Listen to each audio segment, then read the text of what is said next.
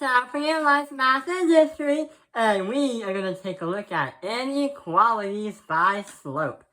So in the past videos, we've been taking a lot of time looking at these kind of equations. Y equals mx plus b problems, slope-intercept form problems. So when we graph this, we should get one straight single line, like a simple. So that line could tell us a lot of things. What points will be answers when you put in for x to get y, what the y-intercept and x-intercepts are, and more.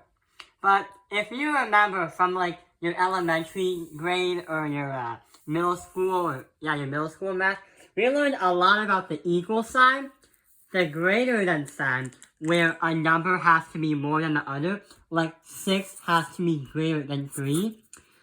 The less than sign, we're going to say is 3 is less than 1, but we're going to introduce new math symbols, and yeah, you can explain them in the next 10 seconds. So this one is greater or equal to a number. For example, 6 is greater or equal to 3. We could also say 3 is greater or equal to 3. So it creates another opening. And it also creates another solution. And for this one, we're going to say is 4 is less than or equal to 6. Or we could say 6 is less than or equal to 6. As long as it fits one of the conditions, it will work in the arithmetic sequence. So what we're going to do is, yeah, we've learned a lot about this, but what happens if we try to get some kind of problem that looks like this? So yeah, of course that this problem is similar to y equals mx plus b. However, there doesn't seem to be any kind of equal sign. Instead, y has to be greater than 3x minus 7? What the? So why don't we try and graph it and see what happens?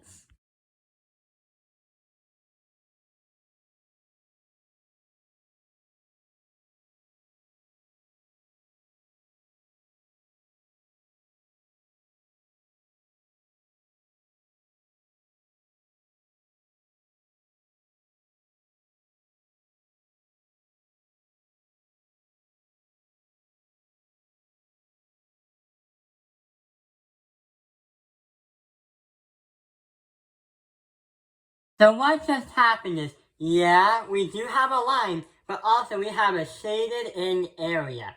So the reason why we have a shaded in area is because we don't have an equal sign. And the other thing is, that shaded area is going to have all the possible answers that are going to fit the condition when you put x into y. So we have this symbol, a greater than symbol. That means whatever you put into x, y has to be greater than the value of what you get with x. That's why there's a dotted line that goes like this. And that dotted line means that you cannot have anything on that line, because that wouldn't work. But there's a shaded area right over here, which means any point on that graph that's in the shaded area will work out. So y has to be greater than 3x minus 7. The next one isn't so-called some kind of slope. So we have x has to be greater or equal to negative 5.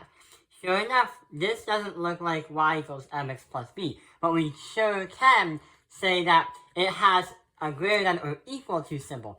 So x has to be greater than or equal to 5. Could be negative 5, or it could be more than that, as long as it fits one condition out of the two. So let's see it on a graph.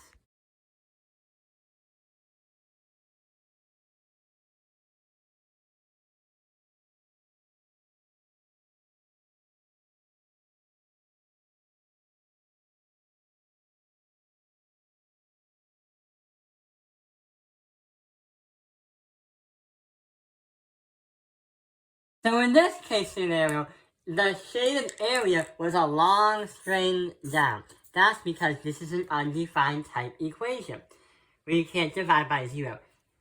Anything on the line is going to work, because since we have a bottom line right there, that was coming from the equal sign, x can be greater than or equal to -5. That's why there's a shaded solid line. And any point on the line or behind the line is going to work and be a solution for this kind of equation. Let's move on to the next one. So the next one is going to be this one. Y is less than or equal to 2x plus 1. And what we could say is, since it has a less than or equal to, there's going to be some kind of line, but there's also going to be some kind of shaded area, which allows the answer to be on a line or in the shaded area on that graph.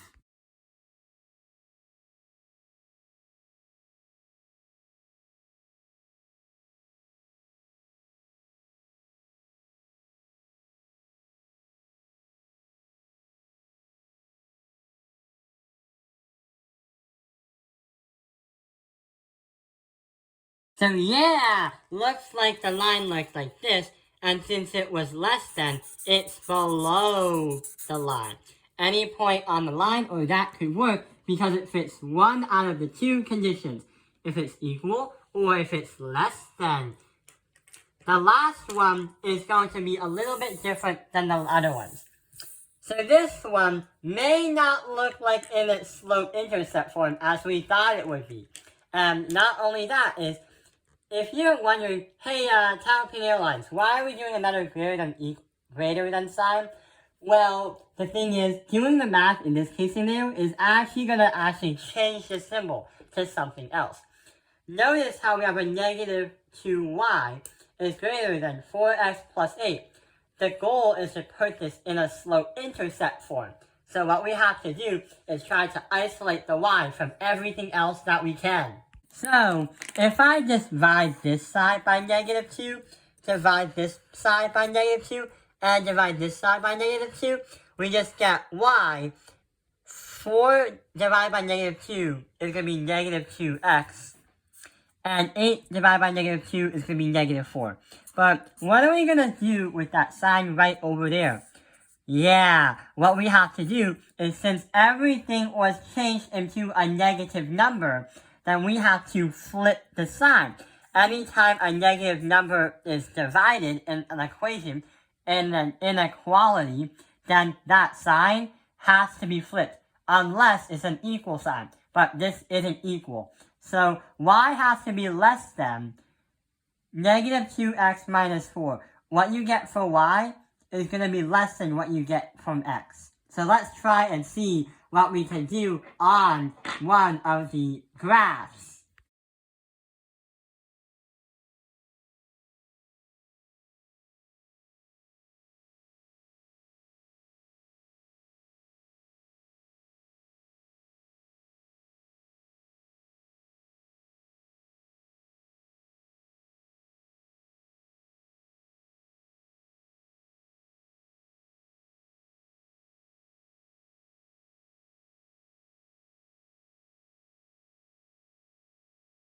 So after looking at the picture, we knew that the lines are going to be dashed and not solid, because there is a strict idea to this one, where since the symbol is saying that y has to be less than this, y cannot be equal to that.